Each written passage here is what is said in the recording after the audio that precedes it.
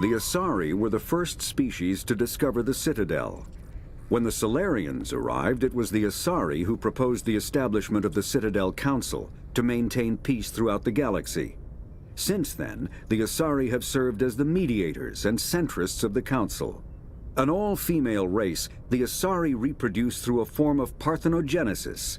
They can attune their nervous system to that of another individual of any gender and of any species to reproduce. This capability has led to the unseemly and inaccurate rumors about Asari promiscuity. Asari can live for over 1,000 years, passing through 3 stages of life.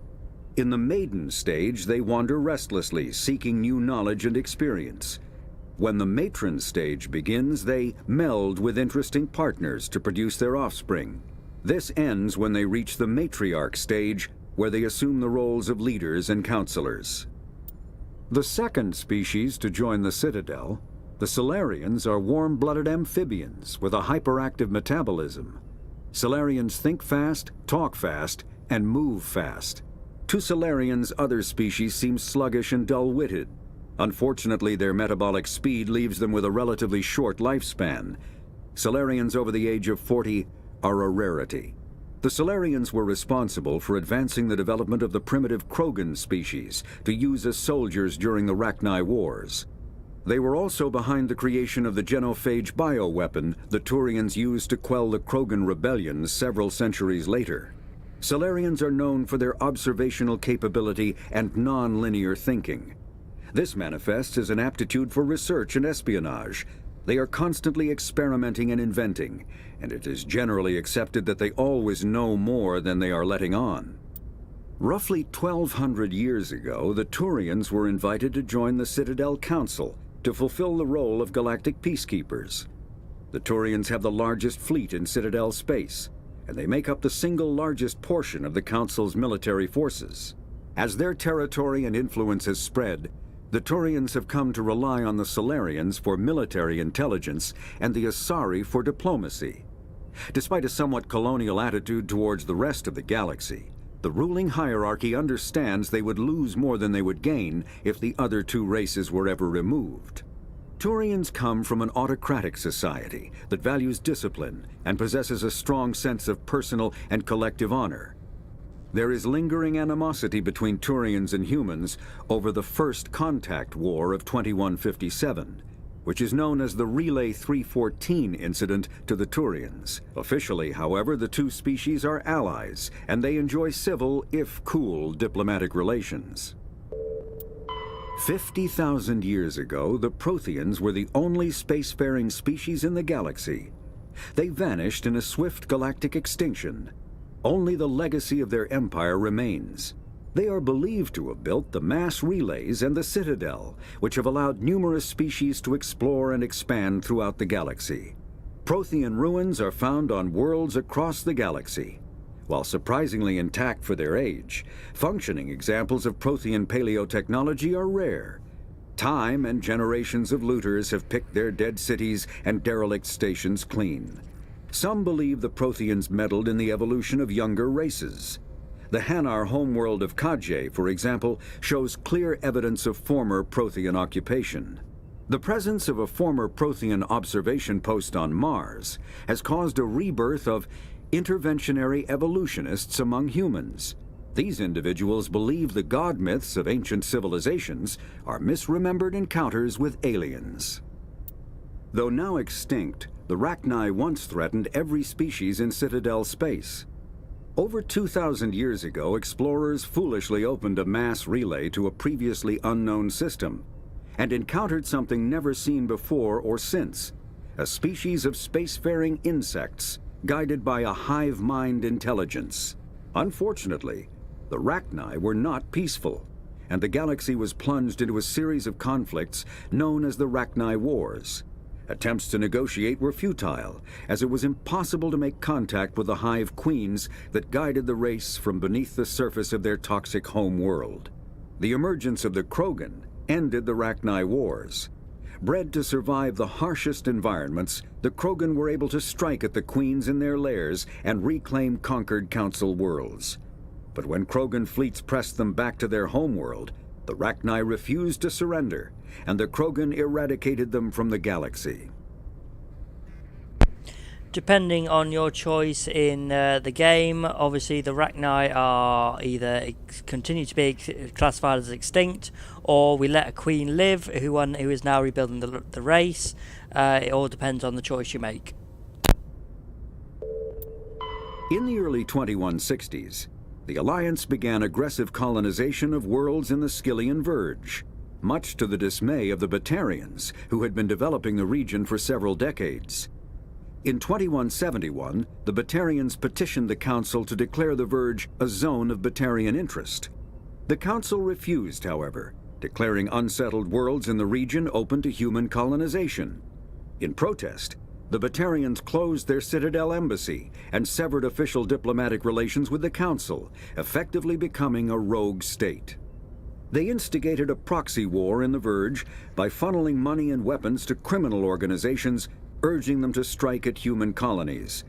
Hostilities peaked with the Skyllian Blitz of 2176, an attack on the human capital of Elysium by Batarian-funded pirates and slavers.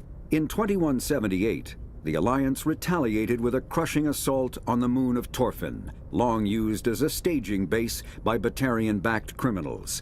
In the aftermath, the Batarians retreated into their own systems and are now rarely seen in Citadel space. The Elcor are a Citadel species native to the high-gravity world Dacuna. They are massive creatures, standing on 4 muscular legs for increased stability. Elcor move slowly, an evolved response to an environment where a fall can be lethal. This has colored their psychology, making them deliberate and conservative. Elcor speech is ponderous and monotone. Among themselves, scent, slight movements, and sub-vocalized infrasound convey shades of meaning that make a human smile seem as subtle as a fireworks display. Since their subtlety can lead to misunderstandings with other species, the Elcor often go out of their way to clarify when they are being sarcastic, amused, or angry. Dacuna's high gravity impedes mountain formation. Most of the world consists of flat, open plains, which prehistoric Elcor wandered across in small family bands. Modern Elcor still prefer open sky, and can become restless and uncomfortable on long starship journeys. The Geth are a humanoid race of networked AIs. They were created by the Quarians 300 years ago as tools of labor and war. When the Geth showed signs of self-evolution, the Quarians attempted to exterminate them. The Geth won the resulting war. This example has led to legal, systematic repression of artificial intelligences in galactic society. The Geth possess a unique distributed intelligence. An individual has rudimentary animal instincts, but as their numbers and proximity increase, the apparent intelligence of each individual improves. In groups, they can reason, analyze situations, and use tactics, as well as any organic race.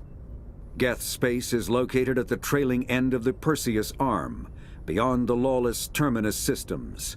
The Perseus Veil, an obscuring dark nebula of opaque gas and dust, lies between their space and the Terminus systems.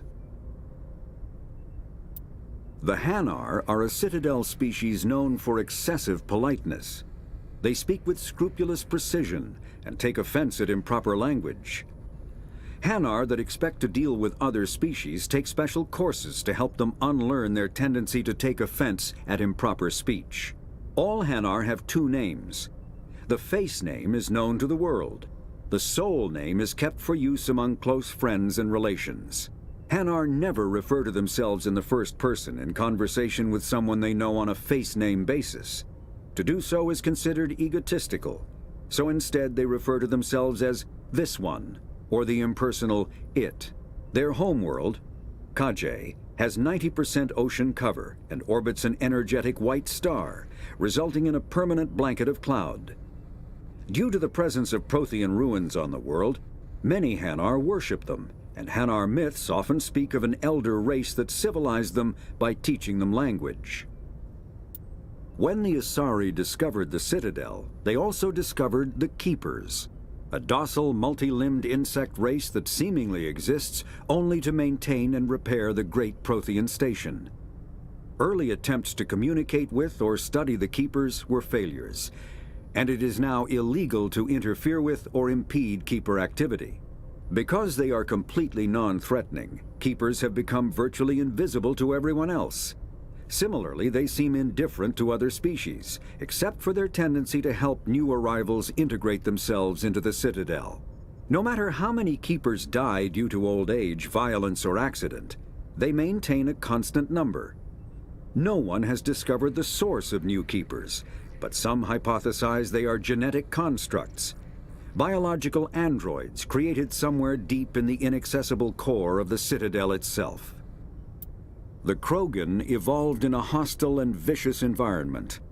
Until the invention of gunpowder weapons, eaten by predators was still the #1 cause of Krogan fatalities. Afterwards, it was death by gunshot. When the Solarians discovered them, the Krogan were a brutal, primitive species, struggling to survive a self-inflicted nuclear winter. The Solarians culturally uplifted them, teaching them to use and build modern technology, so they could serve as soldiers in the Rachni War. Liberated from the harsh conditions of their homeworld, the quick-breeding Krogan experienced an unprecedented population explosion. They began to colonize nearby worlds. Even though these worlds were already inhabited, the Krogan rebellions lasted nearly a century, only ending when the Turians unleashed the Genophage, a Solarian-developed bioweapon that crushed all Krogan resistance. The Genophage makes only 1 in 1,000 pregnancies viable, and today the Krogan are a slowly dying breed. Understandably, the Krogan harbor a grudge against all other species, especially the Turians. Driven from their home system by the Geth nearly 3 centuries ago, most Quarians now live aboard the Migrant Fleet, a flotilla of 50,000 vessels ranging in size from passenger shuttles to mobile space stations. Home to 17 million Quarians, the flotilla understandably has scarce resources. Because of this, each Quarian must go on a rite of passage known as the pilgrimage when they come of age. They leave the fleet and only return once they have found something of value they can bring back to their people. Other species tend to look down on the Quarians for creating the Geth and for the negative impact their fleet has when it enters a system. This has led to many myths and rumors about the Quarians, including the belief that underneath their clothes and breathing masks, they are actually cybernetic creatures, a combination of organic and synthetic parts. The Volus are a member species of the Citadel with their own embassy, but they are also a client race of the Turians. Centuries ago, they were voluntarily absorbed into the hierarchy, effectively trading their mercantile prowess for Turian military protection. Erun, their homeworld, lies far beyond the normal life zone of its star. However, the world has a high-pressure greenhouse atmosphere that traps enough heat to support an ammonia-based biochemistry. As a result, the Volus must wear pressure suits and breathers when dealing with other species, as conventional nitrogen-oxygen air mixtures are poisonous to them, and in the low-pressure atmospheres tolerable to most species, their flesh will actually split open. Volus culture is tribal, bartering lands and even people to gain status. This culture of exchange inclines them to economic pursuits. It was the Volus who authored the Unified Banking Act, and they continue to monitor and balance the Citadel economy. After the Geth secure a location, they round up and impale dead and living bodies on mechanical spikes. The spikes rapidly transform these victims into withered husks, extracting water and trace minerals, and replacing them with cybernetics. The cybernetics reanimate the lifeless flesh and tissue, transforming the bodies into mindless killing machines. Some Alliance soldiers refer to the husk-generating spikes as dragon's teeth, a reference to the mythological berserkers who sprang up from the earth wherever the teeth of the dragon Eris were planted. Dragon's teeth and husks bear little resemblance to other pieces of Geth technology. No one is sure why a synthetic race would bother to drain the minuscule amount of recoverable resources from organic corpses, though the value of reusing them as shock troops is obvious. Thresher moths are subterranean carnivores that spend their entire lives eating or searching for something to eat. Threshers reproduce via spores that can lie dormant for millennia, yet are robust enough to survive prolonged periods in deep space and atmospheric re-entry. As a result, thresher spores appear on many worlds, spread by previous generations of space travelers. The body of a thresher never entirely leaves the ground. Only the head and tentacles erupt from the Earth to attack. In addition to physical attacks, threshers have the ability to project toxic chemicals and emit bursts of infrasound as a shockwave weapon. The Alliance first encountered threshers on the colony of Akuz in 2177. After contact was lost with the Pioneer team, Marine units were deployed to investigate. The shore parties were set upon by hungry threshers, and nearly the entire assault force was killed. Alliance forces recommend engaging threshers with vehicle-mounted heavy weapons. Varan are omnivores with a preference for living prey. Originally native to the Krogan homeworld of Tuchanka, they are, like most life from Tuchanka, savage, clannish, and consummate survivors. They are pack hunters when vulnerable prey is readily available, and become scavengers when outnumbered or outclassed. Their supreme adaptability, vicious demeanor, and rapid breeding cycle have made them ubiquitous and dangerous pests on many worlds. Virtually everywhere the Krogan have been, Varan infestations have followed, wreaking havoc with the native ecology. The Krogan have had a love-hate relationship with Varan for millennia, alternately fighting them for territory and embracing them as treasured companions. To this day, Krogan raise them as beasts of war. One of the common subgenus of Varan has metallic silver scales, leading to the rather unusual nickname, fish dogs. The Citadel is an ancient deep space station, presumably constructed by the Protheans. Since the Prothean extinction, numerous species have come to call the Citadel home. It serves as the political, cultural, and financial capital of the galactic community. To represent their interests, most species maintain embassies on the Presidium, the Citadel's inner ring. The Citadel Tower in the center of the Presidium holds the Citadel Council chambers. Council affairs often have far-reaching effects on the rest of the galactic community. 5 arms, known as the wards, extend from the Presidium. Their inner surfaces have been built into cities, populated by millions of inhabitants from across the galaxy. The Citadel is virtually indestructible. If attacked, the station can close its arms to form a solid, impregnable shell. For as long as the station has existed, an enigmatic race called the Keepers has maintained it. The Council is an executive committee composed of representatives from the Asari Republics, the Turian Hierarchy, and the Solarian Union. Though they have no official power over the independent governments of other species, the Council's decisions carry great weight throughout the galaxy. No single Council race is strong enough to defy the other two, and all have a vested interest in compromise and cooperation. Each of the Council species has general characteristics associated with the various aspects of governing the galaxy. The Asari are typically seen as diplomats and mediators. The Solarians gather intelligence and information. The Turians provide the bulk of the military and peacekeeping forces. Any species granted an embassy on the Citadel is considered an associate member, bound by the accords of the Citadel Conventions. Associate members may bring issues to the attention of the Council, though they have no input on the decision. The Human Systems Alliance became an associate member of the Citadel in 2165. Citadel space is an unofficial term referring to any region of space controlled by a species that acknowledges the authority of the Citadel Council. At first glance, it appears this territory encompasses most of the galaxy. In reality, however, less than 1% of the stars have been explored. Even Mass Effect FTL drive is slow relative to the volume of the galaxy.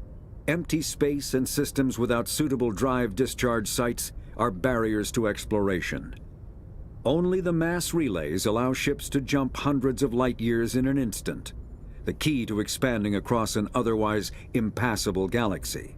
Whenever a new relay is activated, The destination system is rapidly developed. From that hub, FTL drive is used to expand to nearby star clusters. The result is a number of densely developed clusters, thinly spread across the vast expanse of space, connected by the mass relay network. Spectres are agents from the Office of Special Tactics and Reconnaissance, and answer only to the Citadel Council. They are elite military operatives, granted the authority to deal with threats to peace and stability in whatever way they deem necessary. They operate independently or in groups of 2 or 3. Some are empathetic peacekeepers, resolving disputes through diplomacy. Others are cold-blooded assassins, ruthlessly dispatching problem individuals. All get the job done one way or another, often operating outside the bounds of galactic law. The Spectres were founded after the Solarians joined the Council. For many years they operated in secrecy as backroom problem solvers. Only after the Krogan rebellions did their activities become publicized. Assignment of a Spectre is less contentious than a military deployment, but makes it clear that the Council is concerned about a situation. Humanity's first contact with an alien race occurred in 2157.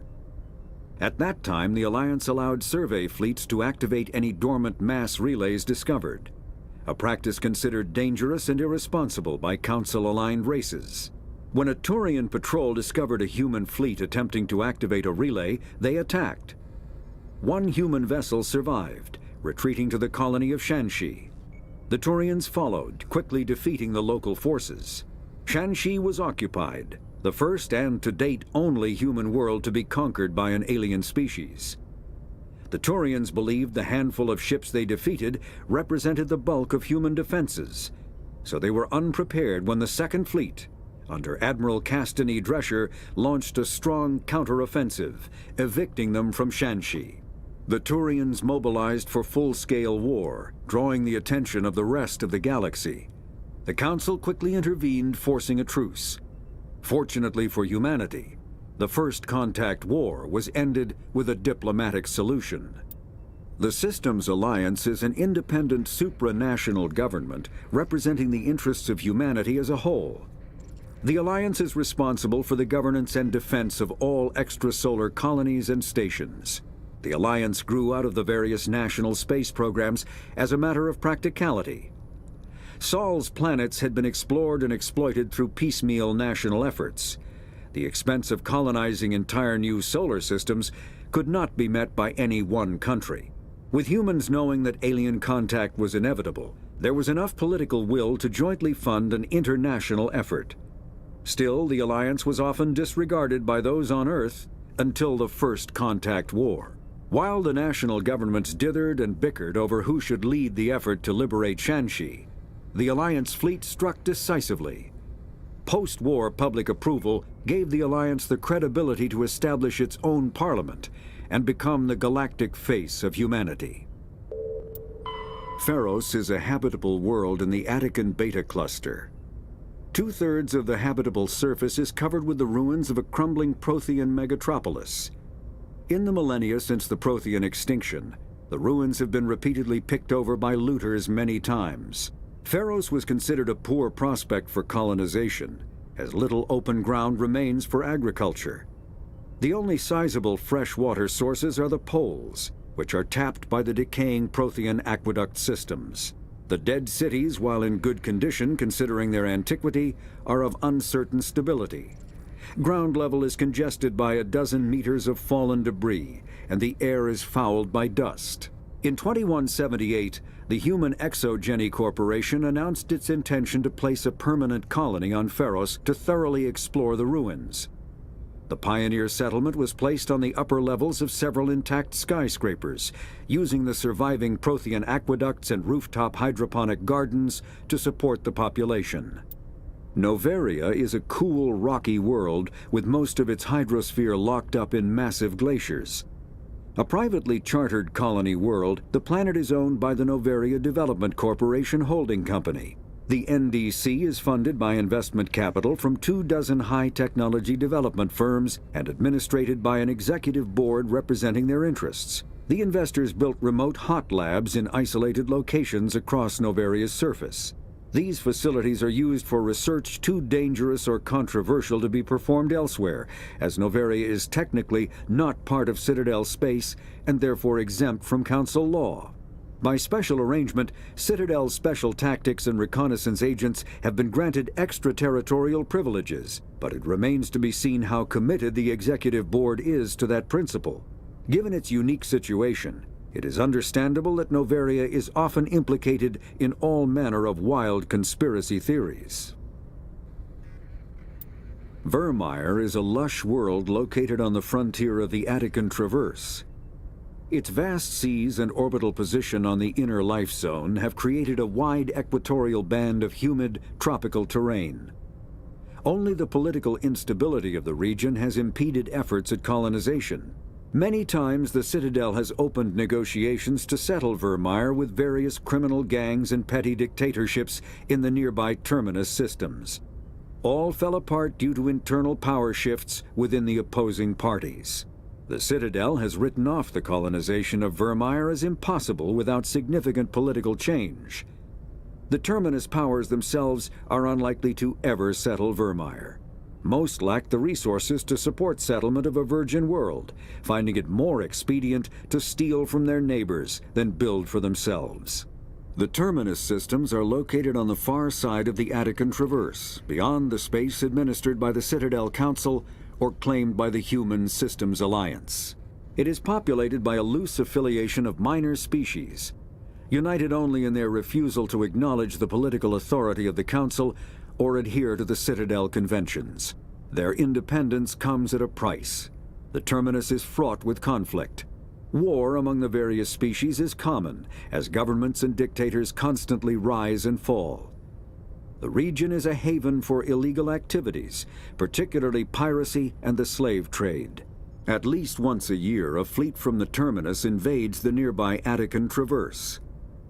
These attacks are typically small raids against poorly defended colonies. The Council rarely retaliates, as sending patrols into the Terminus systems could unify the disparate species against their common foe, triggering a long and costly war.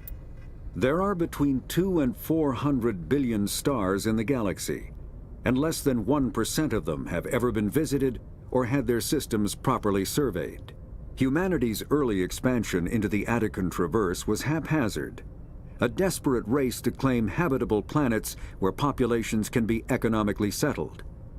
Ignored in the wake of this land grab were thousands of less hospitable worlds, each potentially rich with industrial resources. The wealth of entire solar systems lies untapped, waiting for corporate survey teams or independent pioneers to discover and exploit them. However, this is not an easy task. In addition to the environmental hazards, the fact that uncharted worlds are largely ignored makes them popular bases for criminals, revolutionaries, cults, and others who wish to remain unnoticed by galactic society. Faster-than-light drives use element zero cores to reduce the mass of the ship, allowing higher rates of acceleration. This effectively raises the speed of light within the mass effect field, allowing high-speed travel with negligible relativistic time dilation effects. Starships still require conventional thrusters, chemical rockets, commercial fusion torch, economy ion engine, or military anti-proton drive, in addition to the FTL drive core. With only a core, a ship has no motive power. The amount of ESO and power required for a drive increases exponentially to the mass being moved and the degree it is being lightened. Very massive ships or very high speeds are prohibitively expensive. If the field collapses while the ship is moving at faster than light speed, the effects are catastrophic. The ship is snapped back to sublight velocity, the enormous excess energy shed in the form of lethal Cherenkov radiation. Larger warships are generally classified in one of four weights. Frigates are small, fast ships used for scouting and screening of larger vessels. Frigates often operate in wolf-pack flotillas. Cruisers are middleweight combatants, faster than dreadnoughts and more heavily armed than frigates. Cruisers are the standard patrol unit. and often lead frigate flotillas. Dreadnoughts are kilometer-long capital ships mounting heavy, long-range firepower. They are only deployed for the most vital missions.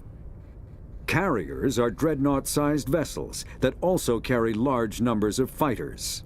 Smaller vessels are almost exclusively used in a support role to the warships during combat.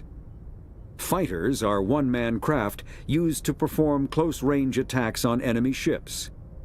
Interceptors are one-man craft optimized for destroying opposing fighters. The Normandy is a prototype starship developed by the Human Systems Alliance with the assistance of the Citadel Council. It is optimized for scouting and reconnaissance missions in unstable regions using state-of-the-art stealth technology. For most ships, the heat generated through standard operations is easily detectable against the absolute zero background of space. The Normandy, however, is able to temporarily sink this heat within the hull. Combined with refrigeration of the exterior hull, the ship can travel undetected for hours or drift passively for days of covert observation. This is not without risk. The stored heat must eventually be radiated, or it will build to levels capable of cooking the crew alive. Another component of the stealth system is the Normandy's revolutionary Tantalus drive, a mass effect core twice the standard size. The Tantalus drive generates mass concentrations that the Normandy falls into, allowing it to move without the use of heat-emitting thrusters. Sovereign is the flagship of the rogue Spectre's Sarin. An enormous dreadnought larger than any other ship in any known fleet, it is crewed with both Geth and Krogan. At 2 kilometers long, its spinal-mounted main gun is likely capable of penetrating another dreadnought's kinetic barriers with a single shot. How Sarin acquired this incredible warship is unknown. The prevailing opinion is that Sovereign is a Geth construct, while others believe it is a Prothean relic. Its design, however, hints at a more alien and mysterious origin. The attack on Eden Prime demonstrated Sovereign's ability to generate mass effect fields powerful enough to land on a planetary surface. This implies it has a massive Element Zero core and the ability to generate staggering amounts of power. Ship mobility dominates space combat. The primary objective is to align the mass accelerator along the bow with the opposing vessel's broadside. Battles typically play out as artillery duels, fought at ranges measured in thousands of kilometers, though assaults through defended mass relays often occur at knife fight ranges, as close as a few dozen kilometers.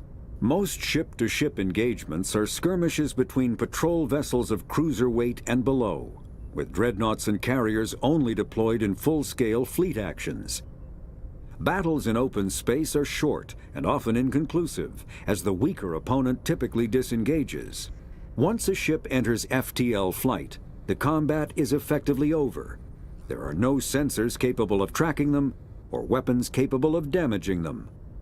The only way to guarantee an enemy will stand and fight is to attack a location they have a vested interest in, such as a settled world or a strategically important mass relay. The Mako infantry fighting vehicle was designed for the System Alliance's frigates. Though the interior is cramped, an M35 is small enough to be carried in the cargo bay and easily deployed on virtually any world. With its turreted 155mm mass accelerator and coaxially mounted machine gun, the Mako can provide a fire team with weapon support as well as mobility. Since Alliance Marines may be required to fight on any world, the Mako is environmentally sealed and equipped with microthrusters for use on low-gravity planetoids. The Mako is powered by a sealed hydrogen-oxygen fuel cell and includes a small Element Zero core. While not large enough to nullify the vehicle's mass, the core can reduce it enough to be safely airdropped. When used in conjunction with thrusters, it also allows the Mako to extricate itself from difficult terrain. Biotics is the ability of rare individuals to manipulate dark energy and create mass effect fields through the use of electrical impulses from the brain. Intense training and surgically implanted amplifiers are necessary for a biotic to produce mass effect fields powerful enough for practical use. The relative strength of biotic abilities varies greatly among species and with each individual. There are three branches of biotics. Telekinesis uses mass-lowering fields to levitate or impel objects. Mass-raising kinetic fields are used to block or pin objects. Spatial distortion uses rapidly shifting mass fields to shred objects. Most organic species are capable of developing biotic abilities, though there are risks involved. Biotics are the result of an in utero exposure to element 0. This usually causes fatal cancers in the victim, but in rare cases, it coalesces into nodules within the fetus's developing nervous system. An artificial intelligence is a self-aware computing system capable of learning and independent decision-making. Creation of a conscious AI requires adaptive code, a slow, expensive education, and a specialized quantum computer called a blue box. An AI cannot be transmitted across a communication channel or computer network. Without its blue box, an AI is no more than data files. Loading these files into a new blue box will create a new personality, as variations in the quantum hardware and runtime results create unpredictable variations. The Geth serve as a cautionary tale against the dangers of rogue AI, and in Citadel space they are technically illegal. Advocacy groups argue, however, that an AI is a living, conscious entity, deserving the same rights as organics. They argue that continued use of the term artificial is institutionalized racism on the part of organic life. The term synthetic is considered the politically correct alternative. A virtual intelligence is an advanced form of user interface software. VIs use a variety of methods to simulate natural conversation, including an audio interface and an avatar personality to interact with. Although a VI can provide a convincing emulation of sentience, they are not self-aware, nor can they learn or take independent action. VIs are used as operating systems on commercial and home computers. Minimal VI agents are also available. Agents are compact and specialized.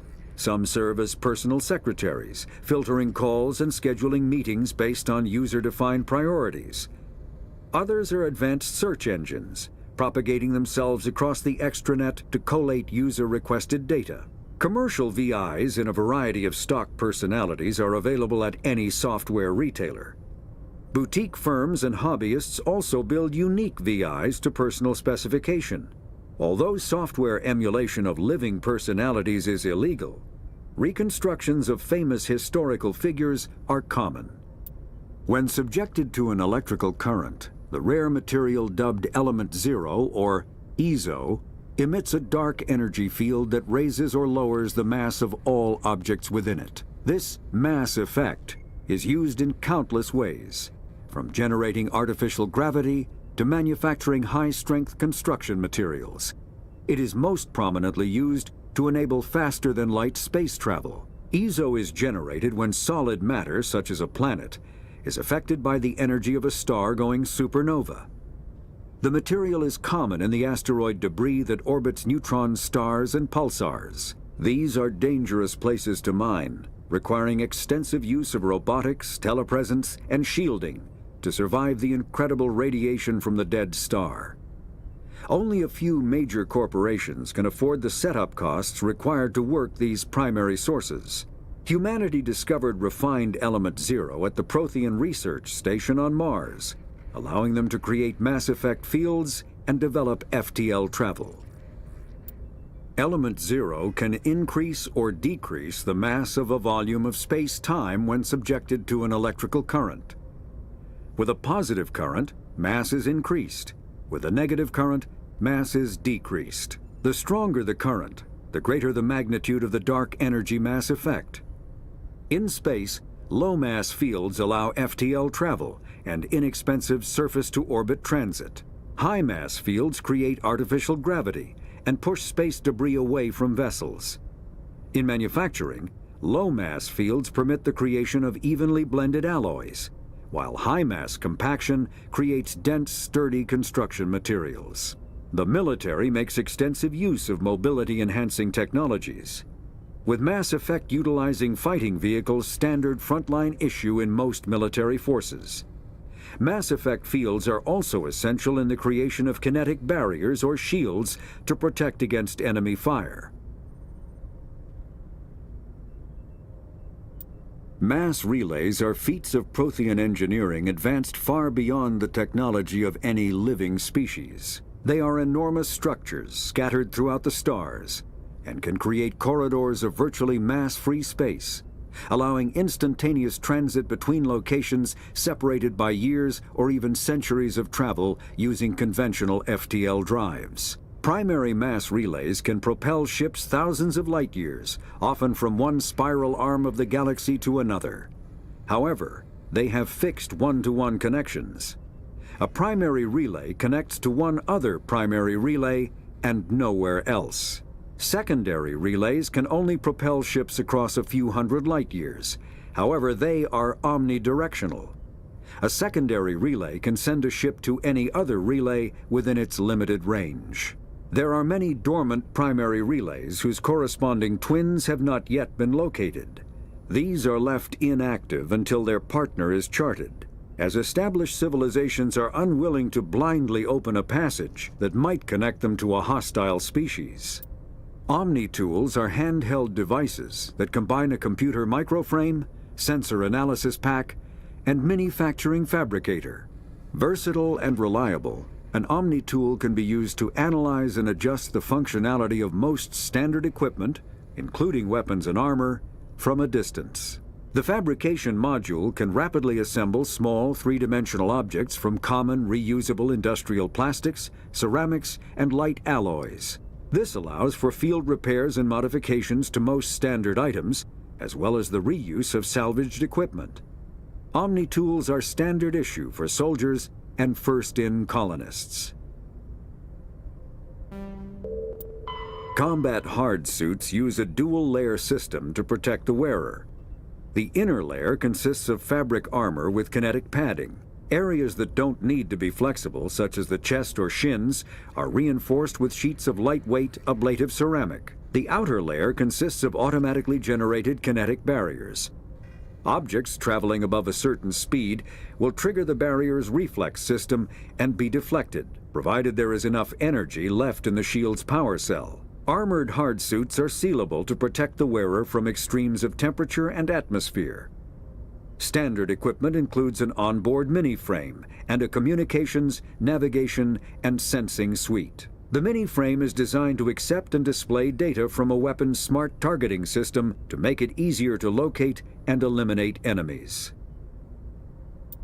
Kinetic barriers, more commonly called shields, provide protection against most mass accelerator weapons. Whether on a starship or a soldier's suit of armor, the basic principle remains the same. Kinetic barriers are repulsive mass effect fields, projected from tiny emitters. These shields safely deflect small objects traveling at rapid velocities. This affords protection from bullets and other dangerous projectiles, but still allows the user to sit down without knocking away their chair. The shielding afforded by kinetic barriers does not protect against extremes of temperature, toxins, or radiation. A mass accelerator propels a solid metal slug using precisely controlled electromagnetic attraction and repulsion. The slug is designed to squash or shatter on impact, increasing the energy it transfers to the target. If this were not the case, it would simply punch a hole right through, doing minimal damage. Accelerator design was revolutionized by Element Zero. A slug lightened by a mass effect field can be accelerated to greater speeds, permitting projectile velocities that were previously unattainable. If accelerated to a high enough velocity, a simple paint chip can impact with the same destructive force as a nuclear weapon. However, mass accelerators produce recoil equal to their impact energy. This is mitigated somewhat by the mass effect fields that rounds are suspended within. But weapon recoil is still the prime limiting factor on slug velocity. Medigel is a common medicinal salve used by paramedics, EMTs, and military personnel. It combines several useful applications: a local anesthetic, disinfectant, and clotting agent all in one. Once applied, the gel is designed to grip tight to flesh until subjected to a frequency of ultrasound. It is sealable against liquids, most notably blood, as well as contaminants and gases. The gel is a genetically engineered bioplasm created by the CERTA Foundation, a medical technology megacorp based on Earth. Technically, Medigel violates Council laws against genetic engineering, but to date, it has proved far too useful to ban. All modern infantry weapons, from pistols to assault rifles, use micro-scaled mass accelerator technology. Projectiles consist of tiny metal slugs suspended within a mass-reducing field, accelerated by magnetic force to speeds that inflict kinetic damage. The ammo magazine is a simple block of metal. The gun's internal computer calculates the mass needed to reach the target based on distance, gravity, and atmospheric pressure, then shears off an appropriate-sized slug from the block. A single block can supply thousands of rounds, making ammo a non-issue during any engagement. Top-line weapons also feature smart targeting that allows them to correct for weather and environment. Firing on a target in a howling gale feels the same as it does on a calm day at the practice range. Smart targeting does not mean a bullet will automatically find the mark every time the trigger is pulled. It only makes it easier for the marksman to aim.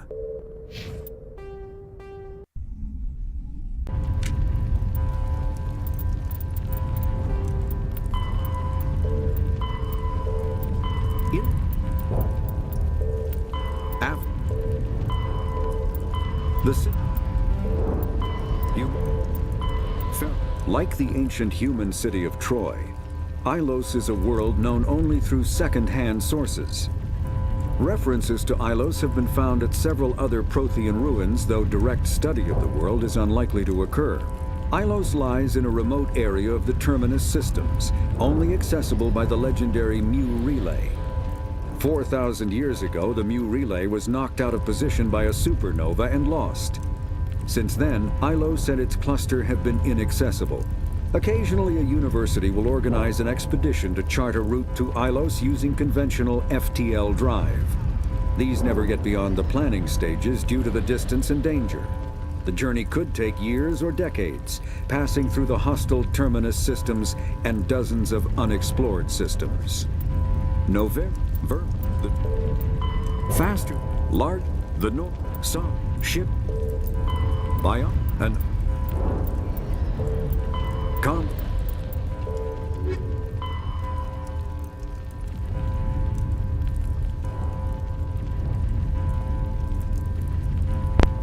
Okay, I hope you understand why I chose to start the Codex from the other one with not that buzzing bit, that beeping sound in the background. But okay, here we go. Born into a naval family, you spent your childhood on ships and stations.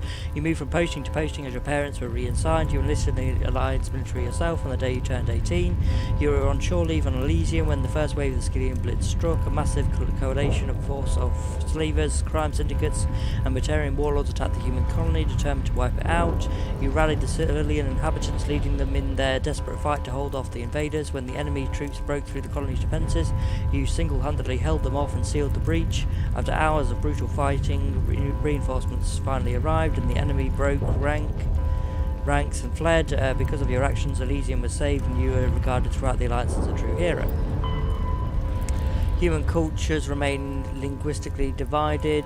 Some converse in Spanish, others in Mandarin, Arabic, Swahili, etc. Every alien race has their own equally broadened panoply of language and dialects. Most individuals know only their mother tongue and rely on machine translation. Modern portable computers allow anyone with a few hundred credits of equipment to enjoy seamless real-time translation of alien languages, courtesy of handheld PDAs, computers in clothing or jewellery or subdermal implants. Without fast and accurate translation, galaxy trade and culture could not exist. Governments provide software updated through the public extranet on the fly. Often as users approach spaceport custom facilities, even the Batarians who isolate themselves from galactic society nearly 2 decades ago take pains to provide up-to-date glossaries and linguistic rules though most suspect that this is only so they can continue exporting propaganda. It is still considered broad-minded and practical to be able to speak without mechanical aid. Children often take courses in alien language. Most races can speak the simplified artificial trade tongue with little difficulty. Some species must rely on machine translation to interact with the rest of the galaxy. Hana, for example, cannot reproduce the spoken language of any humanoid species. The other races cannot reproduce Hana bioluminescence without mechanical aid. Newly discovered or obscure races don't have machine translations available until linguistics have had time to study them. Okay, I'm not going to read all these, sorry, but I just can't be asked, so I'm going to scroll through and you can pause and read at your leisure.